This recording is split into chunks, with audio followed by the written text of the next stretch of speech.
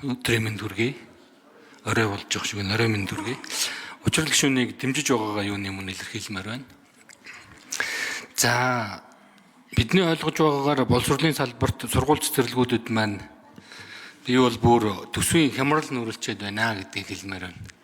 Тэгээд учрал гишүүнийг ерөнхий сайд болоод боловсролын салбарт үүсээд байгаа энэ төсвийн хямралаас багш ажилчдыг, сурагчдыг, сургууль цэцэрлэгүүдийг чөлөөлж өгөөсэй гэж хүсэж байгаа юм аа. За сургууль цэцэрлэгүүд маань хуваарлагдсан төсвөөрөө багш ажилчдынхаа цалинг тавьж чадахгүй хэмжээнд хүрч байгаа.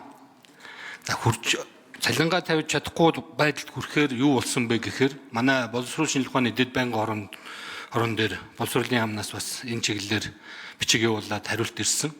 11-2 сарын жилийн сүүлийн саруудын мөнгийг цалингийнх нь мөнгийг аваад нөхөж өгөө явж байгаа.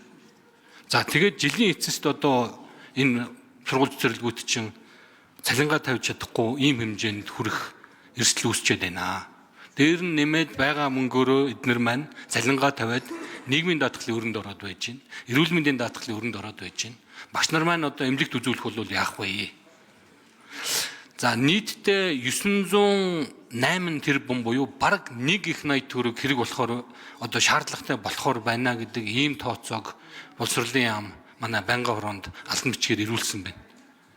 Тэгэхээр 1 их 80-ыг одоо хаанаас яаж гаргаж энэ боловсролын салбарт үүсээд байгаа төсвийн хямралыг арилгах вэ?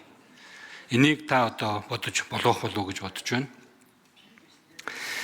За дараагийн нэг зүйл бол дээд боловсролынхоо асуудлаар ихтэй сургуулиудтайгаа холбоотой хэдэн зүйлийг ярмаар байна. Энэ төрийн өмчийн гэгдэх ихтэй сургуулиуд маань нэг статусын одоо гажуудалд орчод байгаа. Төрийн өмчийн гэхэд төсөв авдаггүй. За нөгөө нэг урсгал зардал юмнууд нь цөөхөнд хөрөгдгүйсэн тэрийг бүр өгөхөө болсон. Тэгсэн мөртлөө аудитын болоод бусад шаардлага тавихаараа төсөв авдаг байгууллагуудад тавьдаг шаардлагыг тавиад байдаг. Ингээд нэг төрийн чим шиг, төрийн биш чим шиг энэ ихтэй сургуулиудаа бид нэр цаашид хөгжих, тэлэх бүх боломжийг нь боомлсон ийм эрхцэн орчин бий болчихжээ. Ихтэй сургуулиуд маань шинжилгээ ухааны байгууллага мөн чим шиг, биш чим шиг. Сургуулиуд маань ярьж ин л да одоо удирдлагууд. Бид нэр одоо 60-70 жил шинжилгээ ухаанд зүтгээд одоо дөнгөж энэ шинэ эрхцэн орчноор эрдэм шинжилгээний байгууллага гэдэг статус авах гэж зогсож байна гэж. Монгол Улсын их сургууль өнгөрсөн жил авсан. Энэ байдлыг янзалж өгөөрэй гэж хүсмээр байна. За санал хэллээ. Баатар Жовын мөнгө